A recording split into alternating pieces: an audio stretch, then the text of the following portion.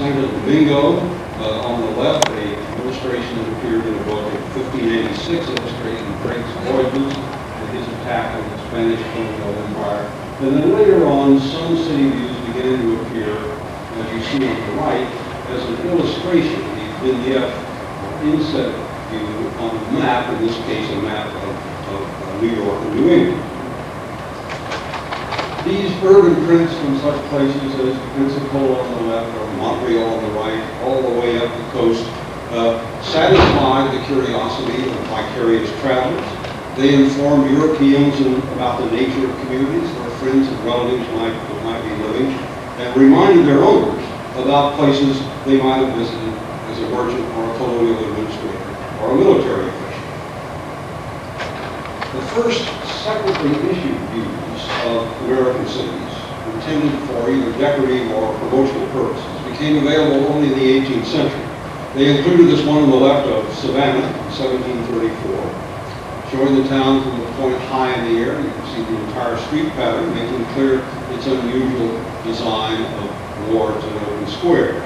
The one on the right portrayed Boston as seen from across the harbor using a more conventional viewpoint. The print from which this was drawn, this is a second state print. The original was nearly 4.5 feet long and was one of 4 similar multi-sheet colonial panoramas that were part of the appearance of Boston, Charleston, Philadelphia, and New York. And they're extraordinarily informative about the nature of buildings along the colonial waterfront. For the first years of the infant republic, most of the views came from European artists and printers and publishers. Here's one on the left. These are rather dark. This is one from Philadelphia by William Burge, an Englishman who came to this country. The one on the right, one of a series of handsome opera tints done by William Bennett, basing mainly on his own drawings, but in this case, a view of Richmond, Virginia, a townscape painted by George Cook, an American grocery clerk who turned himself into an artist. Now, by this time, the 1830s, lithography was overtaking the older techniques of engraving and aqua tinting, at least in the field of popular prints. Here are 2 firsts. The one on the left is, I believe, the first view of an American city to be executed in the medium of lithography. It's New York City, drawn in 1817 by a French artist and then lithographed in Paris a few years later. And on the right, Lockport, New York, with 3 others, the first urban views printed in America by lithography. Now you can see these are quite crude, but within a very few years, less than a decade ago, we have artists routinely printing much higher quality views. On the left, Gloucester, Massachusetts, from a famous American artist, Fitzhugh Lane, much better known for his paintings, but he did a series of city lithographs that are just as beautiful. And then on the right, possibly a man who knew Lane, this is Henry Walton, who began his series of lithographs of small towns in upstate New York. This is Ithaca in 1836. Now, neither Walton nor Lane, I think, regarded printmaking as the focus of their careers.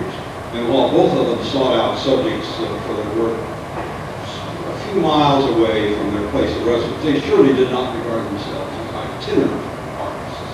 That was exactly the career that was followed by a man named Edward Whitefield, an Englishman who came to this country sometime in the early 1840s. He began his work in urban view making in 1845 with this rather crude view of Albany, but then he had honed his skills very carefully, and within a few years was able to produce a very sophisticated urban scene like this one of Toronto that you see on the right.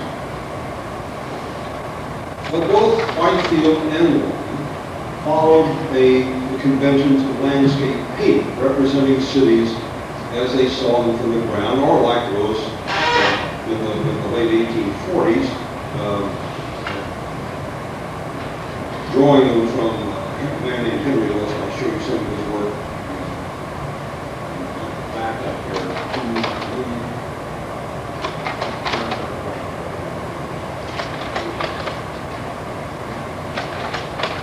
Well, I see you with those. I'm sorry. advance this in order. Now, I want to show you the difference here. Whitefield sort of looked at the entire company as his field of operations, and there are some of the cities that he drew views of. There is Walton, who is very, very compact, as a little pattern there up there in the Finger Lakes of New York. Now, Whitefield and Walton both followed the conventions of landscape painting, representing cities as they saw them from the ground, or like Henry Louis later in the 1840s, from the water. Louis built this catamaran, you see here on the left, with two canoes with a platform with which he sketched the cities as he floated down the Mississippi from St. Paul all the way down to St. Louis, and then he had a companion artist who was doing the lower river. One of the cities that Louis saw was Nauvoo, Illinois, Morgantown, which he drew in the late 1840s, or early 1840s, before the Mormon temple had been trashed. The Louis views are wonderful. They measure only about 6 by 8 inches. You're looking at enormous margins. But in that restricted space, Louis managed to pack many details, showing the appearance of each town, as well as an intriguing variety of watercraft. An absolute wonderful source for looking at the types of ships and boats that went up and down the Mississippi River. Now, here are some far more sophisticated views, not very many years later. The work of Edward Saxa, who began work in Baltimore in the mid-century. He was a master of color printing, using multiple stones. He looked for vantage points from high buildings, such as this Baltimore view you see here on the left, or the view of Wheeling, West Virginia on the right. Saxa was the artist who depicted Indianapolis in about 1854. You see it here with the rather dark slide, the central portion of view on the right. It's particularly valuable for these street elevations that you see the two strips on the bottom of the view, and then for this wealth of architectural detail of these vignettes that surround the view. The caption on this tells us that he sketched the city from the top of the Asylum for the Blind. Now, I do not know where that building is. Associated with Saxa on this and other Midwestern views was one James T. Palminteri, a rather shadowy figure. I've been looking for material about him for years. His name appears on 2 other Indiana city views, which unfortunately I do not have slides of, Madison and Terre Haute. But I offer instead a view that Palminteri did in the tail front of a magnificent view of Columbus, Ohio, a really superb example of multi-stone color lithography that came from the Saxa press in Baltimore. They offer us, this whole group, Saxa Palminteri views, offer us the clearest impressions of how these cities looked in the years before the Civil War. Now, there was a contemporary of Saxa, a man named John Bachman, who came to this country probably in 1848 from Germany. He obviously had a great deal of experience and a great deal of talent. He produced this view on the left of New York City, looking down from Union Square, looking down toward the end of Manhattan, and then this high-level view of Boston, not quite high enough so that we see the entire street pattern, but yet telling us a great deal about the interior of the city, as well as the buildings that are afforded. And Palminteri also began to use this high-level perspective. Here's his Sandusky, Ohio view, 1855. It marks his transition from this elevated townscape to the true bird's eye. We're really looking down from an elevation high enough so that you can see the entire street pattern, and he also depicted every building. This is quite a rare view. I doubt that it's been used much, if at all, by anyone in Sandusky, but it's a matchless resource of that city just before the Civil War. Then Palminteri kept doing other views. Portsmouth, Ohio, Milwaukee, Louisville, before he came to Chicago. There in 1857, he issued a huge 4-sheet lithograph. We're looking at 2 bottom sheets. The whole thing measured about 4 by 7 feet. That project exceeded the capabilities of any printer in the East, and Palminteri had it printed in Philadelphia. And here are a couple of tables of the waterfront. You can see how incredibly the detail this is. And when the original is 4 by 7 feet, we're looking at buildings that are a couple of inches high on the view itself. It is absolutely unrivaled for a study of the waterfront, shipping, industrial districts, and residential neighborhoods for that city. In our own era of satellite remote sensing and air travel for everyone, coffee table books that reproduce color aerial photographs of cities, and then on the nightly news we see helicopter level views of our own city. Given that, we find it perhaps difficult to appreciate how revolutionary these early high-level lithographs must have seemed to people living in these cities for the first time. They could look at such places as Madison, Indiana, or Shelbyville. They could visualize the site, size, and shape, the look of their entire city, understand how their own neighborhood fitted into the matrix of the larger community. And it was that new and heightened perspective that characterized American urban view-making after the Civil War. However, with rare exceptions, these high-level views, like this one in Indianapolis, 1871 on the right, are not nearly as attractive as the earlier views, like Sox's view of Indianapolis, on the left. But you have to judge these high-level views by a different standard. Don't think of yourself as art critics. You have to think of yourself more as a geographer. They are views that inform the mind more than they delight the eye, and you have to approach them with quite different expectations. Let me give you a Western example. Here is Phoenix, Arizona, in 1885, printed in hot cigar box-like colors by a printer in San Francisco who specialized in printing vegetable crate labels. Big printing units. Now, this might have gotten a prize at the Fresno County, California Fair, but it certainly wasn't a candidate for an Art Academy exhibition. But nevertheless, if you're studying early Phoenix, this high-level scene provides the most useful and readily available source of information about the city's urban pattern, the character of its neighborhoods, the appearance of individual buildings, their relationship to other structures, the nature of the surrounding terrain. So, if these post-Civil War views are less beautiful than the early lithographs, they preserve for us a far more helpful record of the character of our cities than their graphic ancestors. Now, it was in this region where we are now that nearly all of the artists and publishers who produced such views after the Civil War got their start. In the upper Midwest, where lithographic presses in Chicago and Milwaukee offered convenient, skilled, and inexpensive facilities for printing and publishing city views. The key figure here is a man named Albert Ruber, a German stonemason who came to America about 1850. Enlisted in the Union forces with about 3 months left to go in the war. Began his artistic career in 1865 with these views of the scene at the Ohio Capitol in Columbus when Lincoln's body passed by this multitude of mourners. It was a commercial success. It certainly wasn't much of an artistic triumph, but it evidently encouraged Ruber to embark on a new profession. So he abandoned his career as a stonemason and started out in 1866 with headquarters in Battle Creek, Michigan, and visiting and drew several places in southern Michigan and northern Indiana.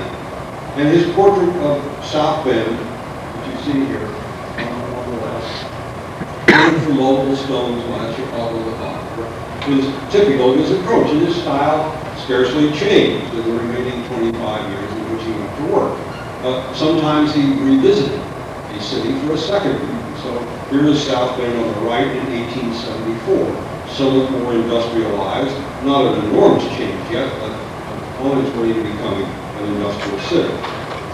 Ruber was inclined, in fact, he was styled in some newspaper accounts as Professor Ruber. Well, Professor Ruber had some pupils. He had people who worked for him as apprentices and helped him. And then after a few years, they would go on and publish city views on their own. One of these men was Eli Glover, Founded his own press in Chicago. When that was burned in the fire, he started out as a career as an itinerant viewmaker. And here are his views of Denver and Colorado and Santa Barbara, California. All in all, he did more than 60 of these in his lifetime. Here's another graduate of the Ruber School, Thaddeus M. Fowler. He worked first in Wisconsin, then slowly moved eastward through Indiana, Ohio, Pennsylvania, and New York. Before settling for a time in New Jersey, and then eventually made his home in Morrisville, Pennsylvania. And there you can see a partial record of some of the Ruber oeuvre. He did something over 390 views, about 160 of them, I think, in Pennsylvania alone, creating a kind of incomparable record. But then he also ventured away from these to do the newly founded city of Oklahoma City, a city that 6 months before that view was done was nothing but an expansive prairie out there before the Oklahoma land bridge.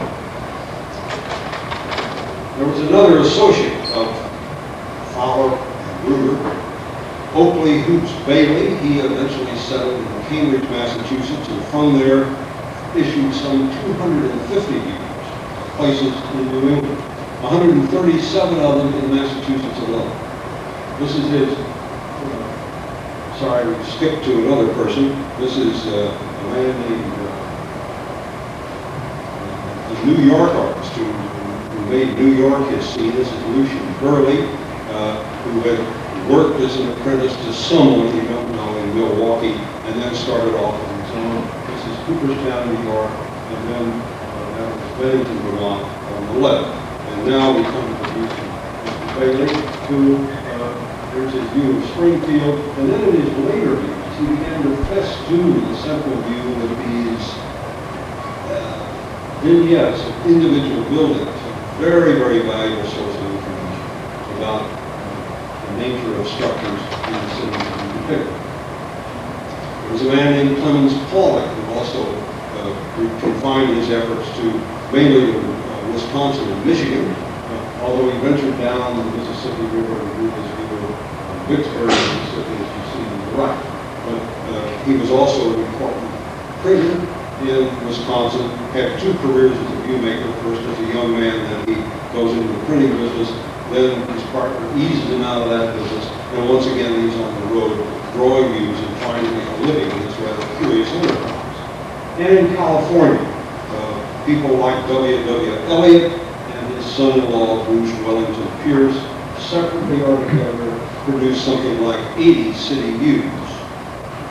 Now I mention all these people to give you some idea of the fact that throughout the country we have viewmakers at work, and there is in almost every region a very rich resources on which one can draw. I'll try and show you how one can use these in a moment.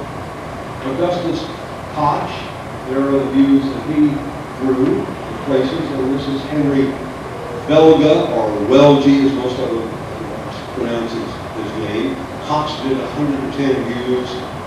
Welge probably lived in Milwaukee, but then he drew views in something like 25 states and the province of Quebec. So he was extraordinarily active. Some of his later views are quite elegant, printed in a kind of oil-based lithographic color that almost look like paintings. High-speed panoramas of Colorado Springs, and then on the right, a similar view of Salt Lake City. Here are some of Koch's views. 2 of them that he did in Austin. You can see the difference between 1873 and 1887, a university town and a capital city that was growing with some considerable speed. Extraordinarily valuable record it is. And Koch, like Welge, did not confine his efforts to larger towns in the West. He went to out-of-the-way places like Kalispell, Idaho, Kalispell, Montana, or Moscow, Idaho, which you see here. And toward the end of his career in 1897, he got out. Now, both of these accounts illustrate a kind of seemingly naive aspect of the viewmaker's part. The primitive way in which they drew towns as if seen on the tilted plane with the world ending just one careless step beyond the horizon. Now that did not result from ignorance of the rules of linear perspective, but from an understanding that artistic conventions had to be stretched in the interest of commerce. Let me see if I can explain this. If you're going to make your living doing this, you needed mass sales, and that required that every person's property, or every person who might reasonably be expected to buy it, be delineated legibly and accurately. Therefore, images of buildings in the background needed to be nearly as large as those of similar dimensions in the foreground.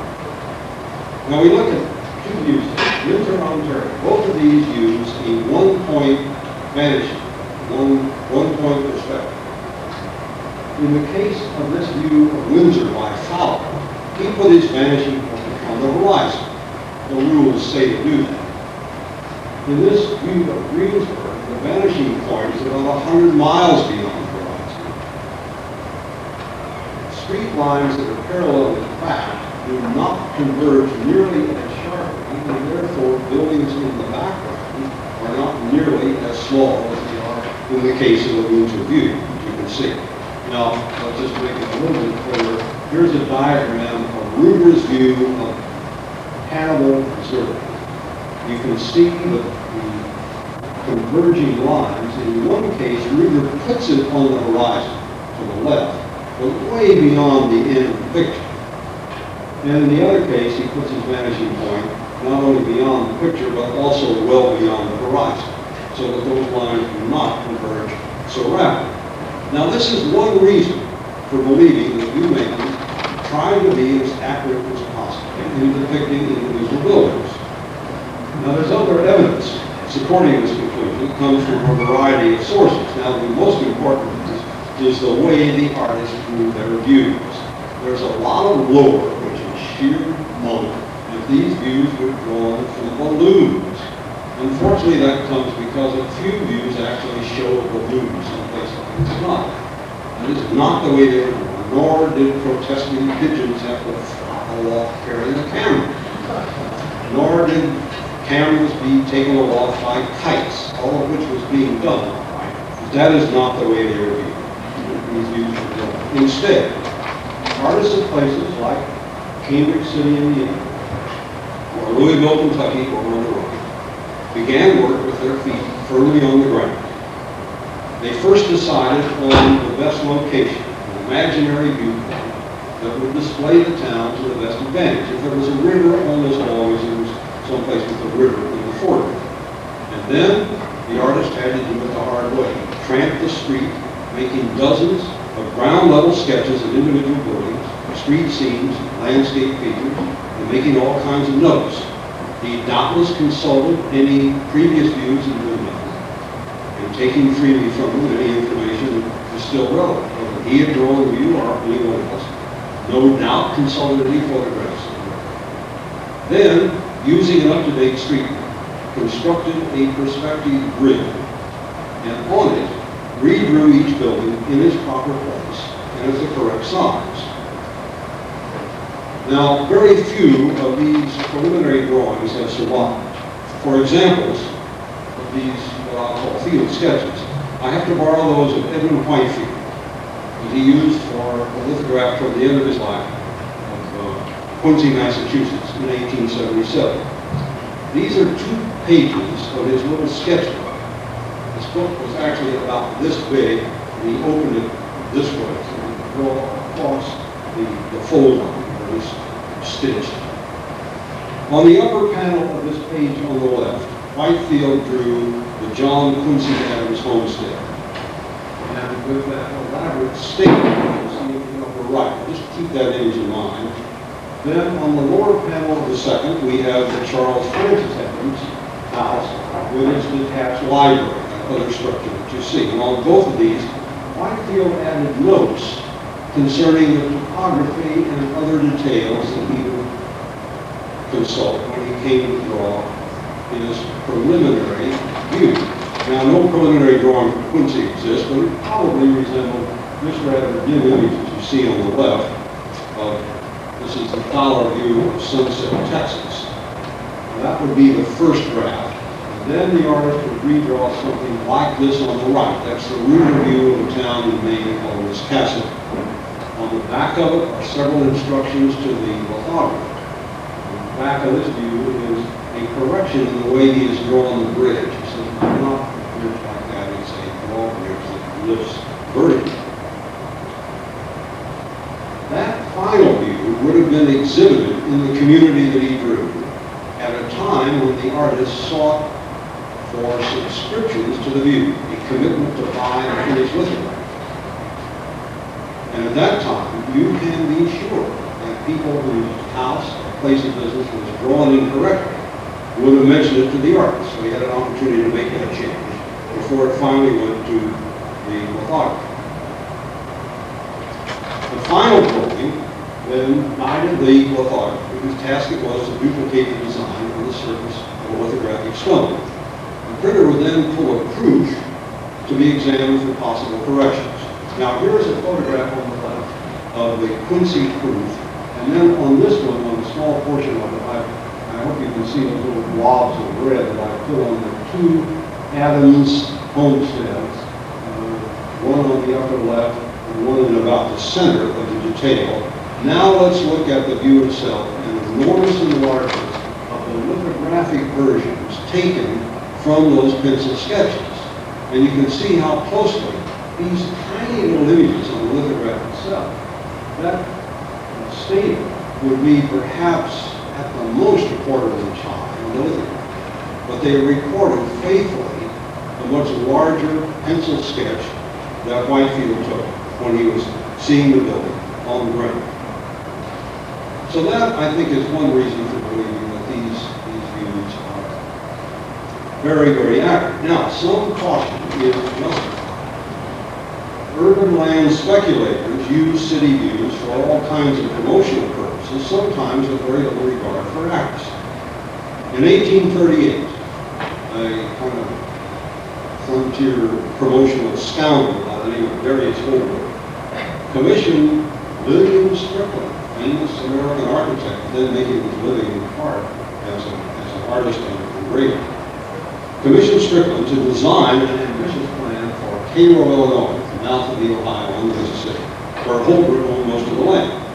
Armed with this rather elegant lithograph, Holbrook went off to London, borrowed $1 million from London bankers by using the print as evidence of what was there, and came back with $1 million, which seems to have vanished rather quickly. Cairo language, as Henry Lewis's view of Cairo a few years later will show you on the right. Now that's one example of fraud. Let me give you another one. This is 20 years later. There's a beautifully executed lithograph of Sumner, Kansas. Lured a young and proper Bostonian to the spot after he saw his image displayed in the East. He writes back to his father, referring to the print as a lithographic fiction and a triumph of lithographic mendacity. According to him, the streets of Sumner, quoting now, were merely footpaths leading up and down the wild ravines to a few log huts and miserable cabins which compose the city. And it is true that other artists turned ahead of the clock of time a bit and recorded some buildings as complete, when in reality they were still under construction. Augustus Koch, reviewing his view of Salt Lake City in 1870, showed the Mormon temple in the center as it was to look only 2 decades later.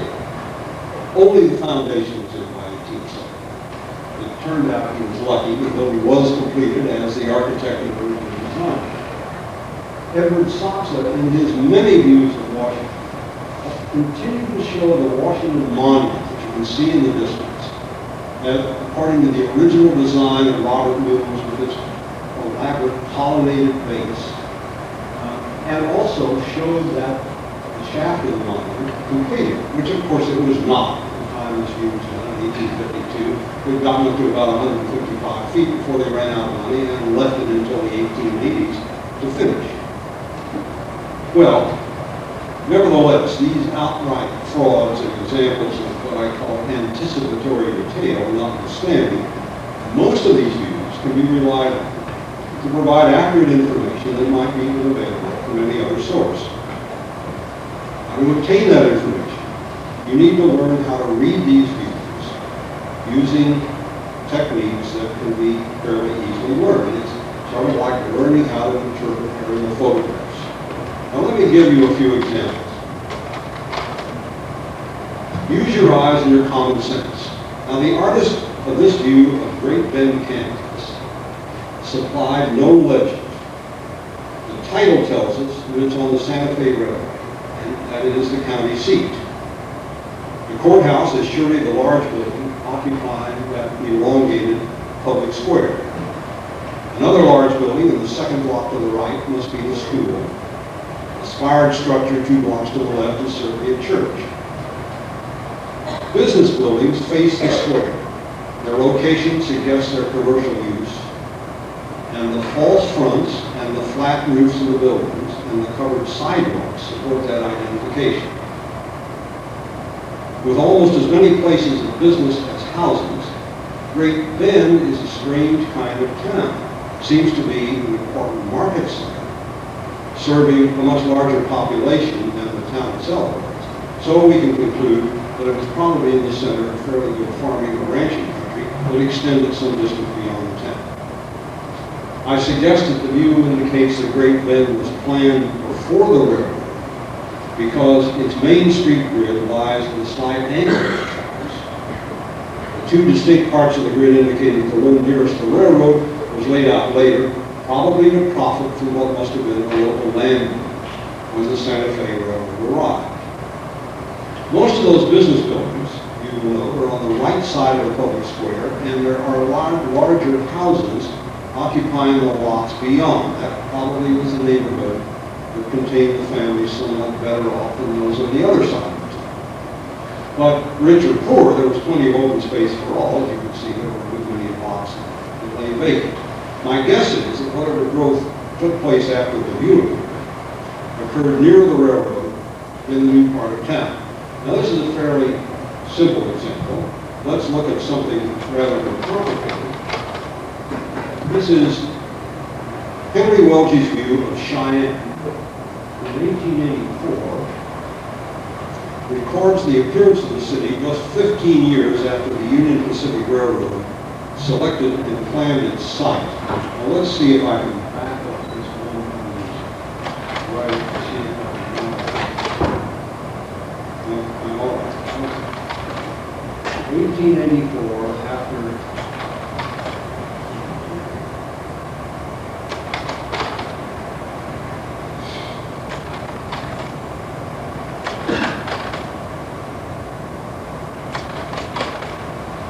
sorry about this. About 2 years I'll learn how to operate the latest high-tech equipment.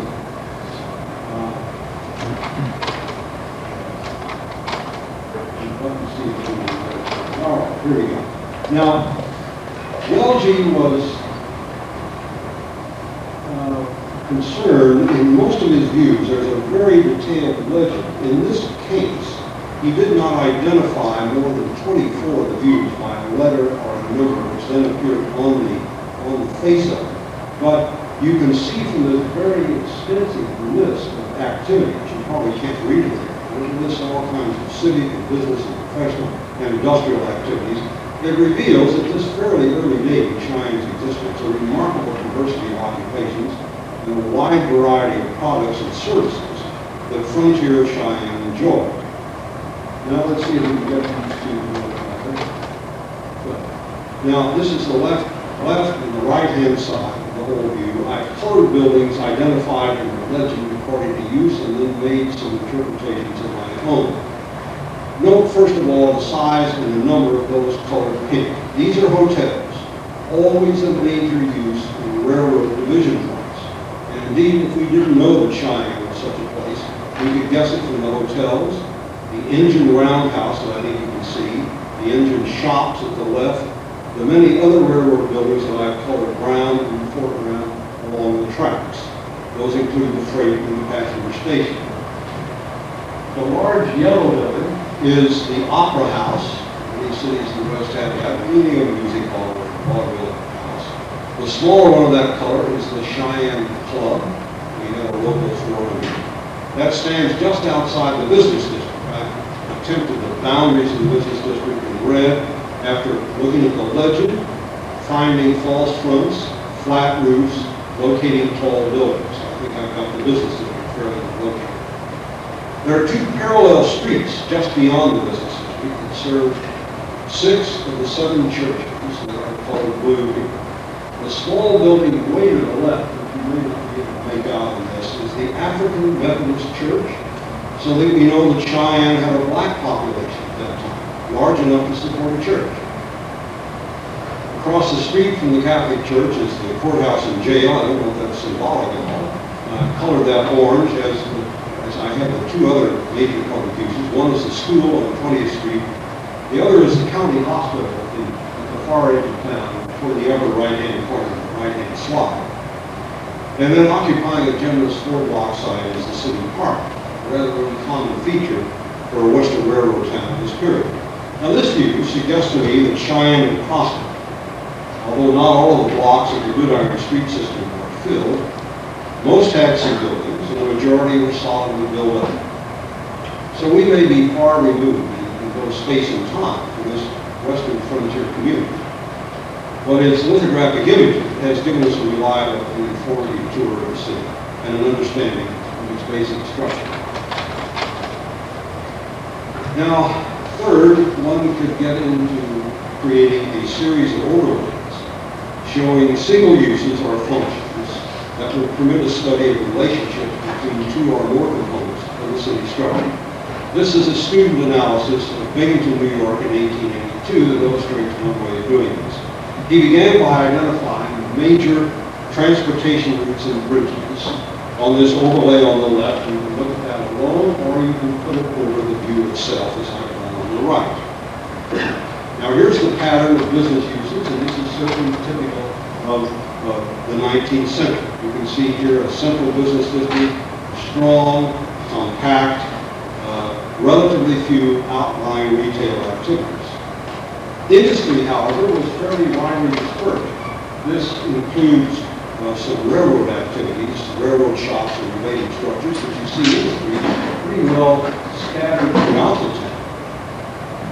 Combine these 3 overlays, and you begin to realize the important role played by transportation in commercial and industrial locations.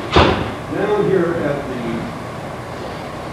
bottom right, just above my finger, you can see a cluster of buildings that seems to be more or less detached from the railroad. That was on a canal, which was later abandoned, and those industrial uses found themselves increasingly disadvantaged in the era in which the railroad was so important. Railroads, it's hard to see this yellow over here, but these are the residential neighborhoods. You can see them more clearly on the right when I flop down over the view itself. There were 2 major neighborhoods flanking the business district, separated by the Shenango River. One can see several others toward the outskirts of town that are just beginning to develop. Now, one could do a further analysis, building size and style, that might suggest general income levels prevailing in each neighborhood. Completing this land use inventory are the public and religious sites. They include churches, shown in blue, and such civic structures as the City Hall, the courthouse, the post office, and then that large building to the right, appears rather faintly, is the state hospital. I want you to note how in Binghamton the churches stood at the edge of the business district rather than in the centers of neighborhoods. And one might ask, was that a typical pattern, or was that peculiar to Binghamton? Well, with copies of a dozen or so views of New York cities at the time, the same period, and analyzing it in a similar way, we could begin to formulate some answers to that question. Was it typical? Was it peculiar to Binghamton? And we could begin to get at answers to many other questions about that would lead, I think, to a deeper understanding and appreciation of urban life in 19th century America. So when we combine all of these things, we get a kind of three-dimensional, almost three-dimensional archaeological map of Binghamton in 1882 that reveal all kinds of aspects of this city. Now, just a casual examination of the lithograph itself would not have suggested. Now note, this view had no legend. All of this information comes from the examination of the things shown on the view itself, not from being told by a legend what was there and what the uses were. Now, there are a good many other uses that one can make of historical views of this sort in studies of various kinds. I will give you a few examples. I've already mentioned these border vignettes. This is one of Portland, Oregon in 1858. And here are some details. In fact, similarly to you, I cut some of these apart, mounted together.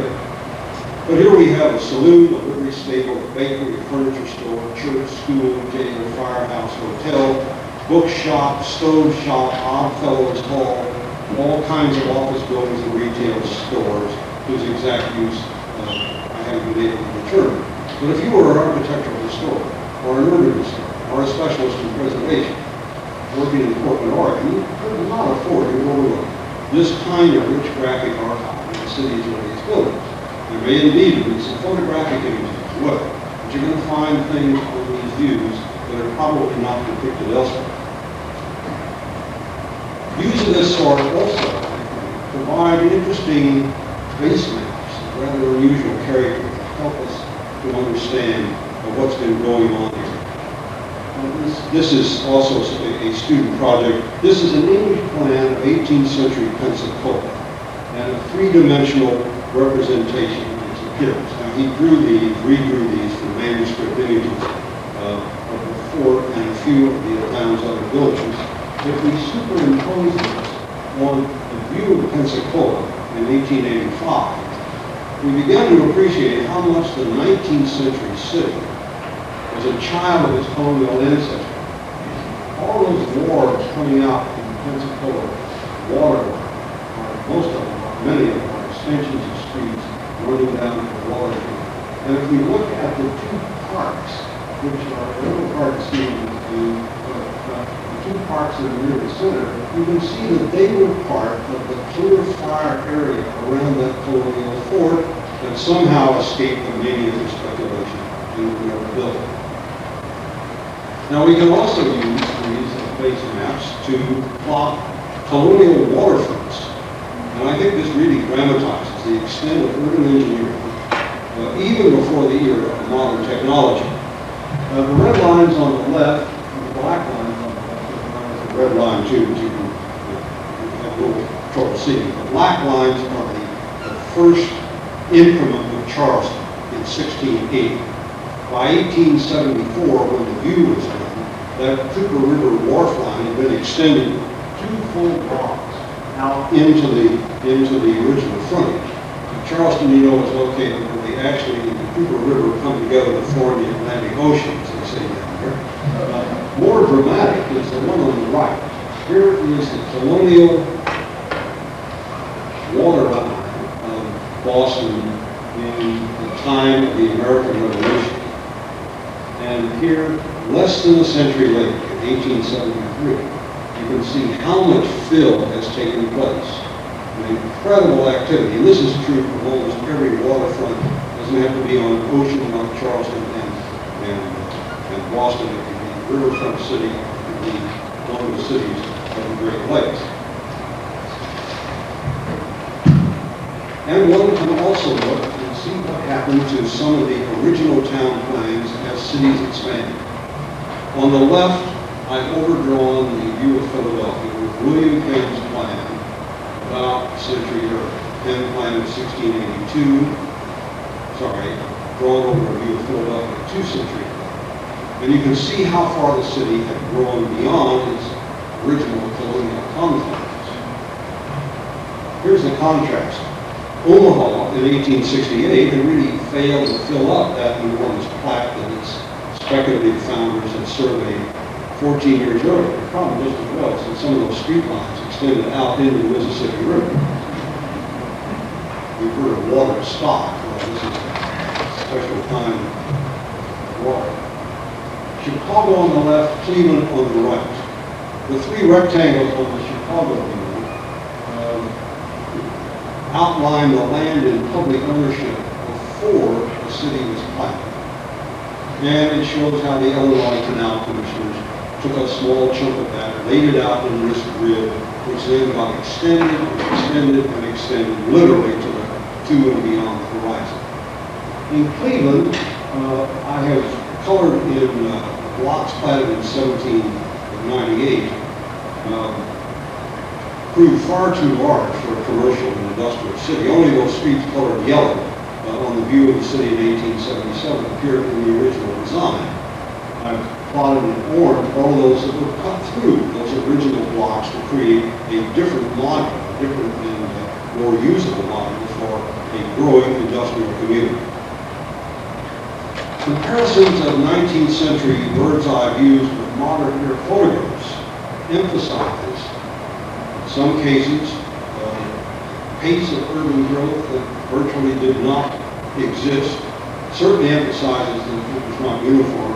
We're looking at Gutenberg, Iowa, in Ruger's view on the left in 1896, and Alex McLean's photo in 1988. This is one of 23 such pairs that I have used in my most recent book called Cities in Mississippi as part of the exploration of the view makers of the pictures of cities along that river, and also looking at the effects of development.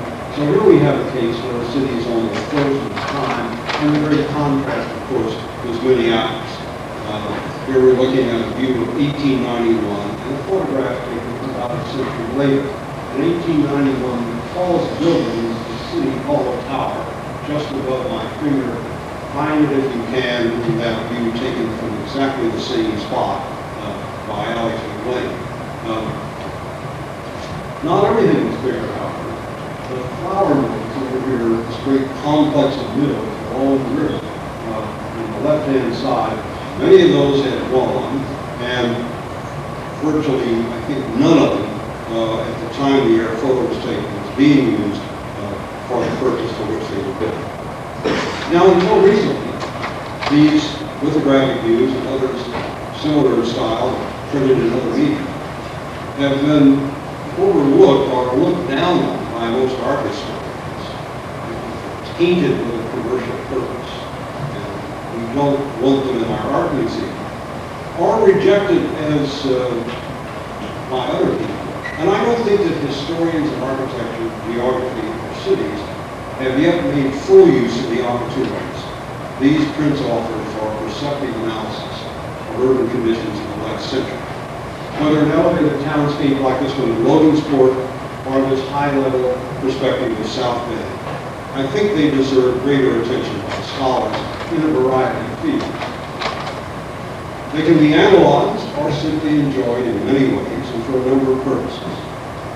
For one thing, they serve as revealing examples of artistic taste. These were hung on the walls of houses. It's not the kind of view that many people would have hanging on the walls of houses now. They illustrate a novel form of community promotion and business advertising. Their border vignettes, as I pointed out, furnish valuable clues for the study of architectural history. And they also provide us with information about the techniques of stone lithography of the time to give us new respect for an age of craftsmanship. And as well, they invite additional lines of inquiry into the settlement of America and the important role cities play in that process. In their identification of leading business and industrial establishments, they help us understand better the shape and structure of our cities a century ago. And just as important to many, they appeal to our antiquarian tastes. They somehow seem to reach across the decades from the distant past and draw us back into the community of a different era. And then, finally, while a typical view of a place like St. Louis in 1874 would not prove very satisfactory as a guide to the modern city context, its limited utility in this respect reminds us of the inexorable process of urban growth, change, and renewal. Decoration, business enterprise, urban and architectural history, printing technology, and historical geography are thus uniquely combined in what, at least to me, is an endlessly fascinating form of American politics.